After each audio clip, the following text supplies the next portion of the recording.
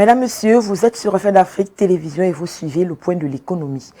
Ouvrons cette édition par l'information et on trait au renforcement de la coopération entre le Cameroun et le Japon pour dire que le 11 décembre dernier, le ministre de l'économie, de la planification et de l'aménagement du territoire, Alamine Ousmane, et l'ambassadeur du Japon au Cameroun, son Excellence Minami Kentaro, ont signé la phase 3 du plan présidentiel de reconstruction et de développement PPRD des régions du Nord-Ouest et du Sud-Ouest. Et dès janvier 2026, la phase 3 du plan présidentiel de reconstruction et de développement de ces régions va démarrer. Cet autre financement d'un montant de 1,5 milliard de francs CFA mis à disposition par le Japon permettra la construction de 12 forages à énergie solaire, la construction de 6 centres de santé, la reconstruction et l'équipement de 6 écoles dans 13 communes dans la région du Sud-Ouest. Rappelons que cette intervention japonaise s'inscrit dans la continuité d'un soutien déjà ancien, car ce dernier avait apporté 5 millions de dollars américains lors des 2 premières phases du PPRD. Ces ressources ont été utilisées pour remettre en état les services sociaux essentiels, notamment l'éducation, la santé et l'approvisionnement en eau potable.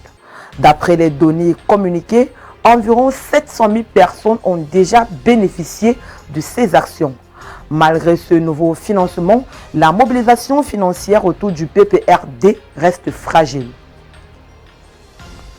En République centrafricaine, l'Assemblée nationale a adopté le 11 décembre 2025 un nouveau cadre législatif pour la commande publique. Le texte présenté par le ministre des Finances et du Budget, Hervé Doba, vise à corriger les limites de la loi de 2008 dont les faiblesses en matière de transparence, de concurrence et de gouvernance sont reconnues dans l'exposé des motifs. Selon le document présenté aux députés, la législation en vigueur était devenue inadaptée après 17 ans d'application. Le nouveau texte introduit plusieurs innovations destinées à renforcer la transparence et l'inclusion des acteurs nationaux et fixe notamment à 10 millions de francs CFA le seuil déclenchant l'obligation de publicité des marchés, remplaçant des dispositions devenues obsolètes.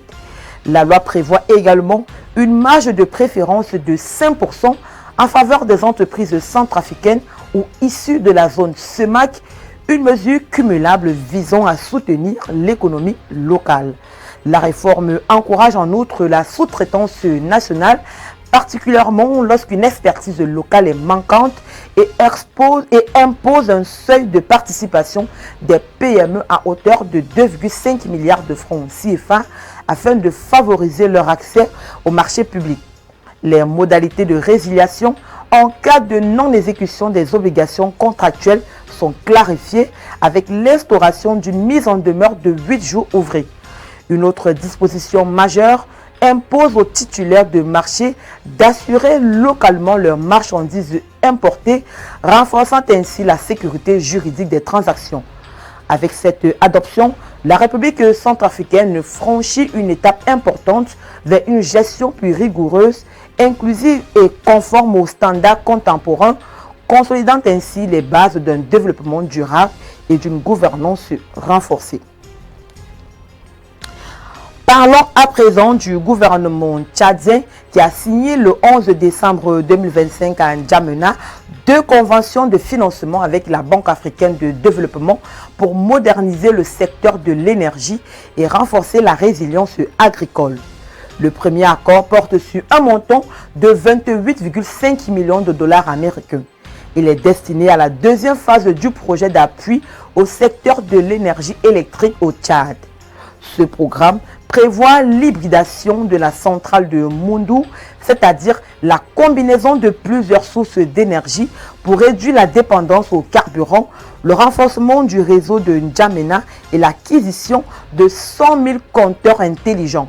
Le second financement représente 2,7 millions d'unités de compte, la monnaie utilisée par la Banque africaine de développement pour harmoniser ses opérations. Il appuie le projet RECAPA PADI CVA, un dispositif qui vise à développer l'irrigation, améliorer la productivité agricole et soutenir les producteurs du maillot Kébi-Est. Dans son communiqué, la Banque africaine de développement souligne que ces ressources permettront de moderniser les infrastructures énergétiques, d'améliorer l'accès à l'électricité et de soutenir les milliers de ménages vulnérables. Les autorités tchadiennes présentent ces engagements comme une étape importante pour renforcer la sécurité énergétique et consolider les bases d'une agriculture plus résiliente face aux effets du changement climatique. Le Sénégal et les Émirats arabes unis ont tenu le 10 décembre dernier une rencontre bilatérale visant à identifier de nouveaux axes de coopération. La délégation émiratie, conduite par le ministre du Commerce extérieur, Dr Thani Ben Ahmed El Zouayi, était accompagnée d'une importante équipe officielle et de représentants d'entreprises. Les discussions ont abouti à la signature de 10 mémorandums d'entente couvrant des projets majeurs. Parmi eux figurent la réalisation du réseau gazier sénégalais, la valorisation des mines de fer, la création du comptoir de l'or du Sénégal, la mise en place d'une unité de production d'engrais NPK, ainsi que la construction de logements sociaux et la digitalisation des finances publiques. Le partenariat inclut également la mise en place d'une centrale photovoltaïque, la construction d'une usine de fabrication de médicaments génériques, l'installation d'agropoles et la réalisation d'infrastructures logistiques. Ces projets illustrent la volonté des deux pays de renforcer leur coopération économique et industrielle.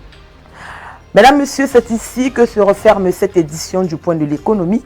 Merci de l'avoir suivi. Les programmes sont en continu sur Reflet d'Afrique Télévision.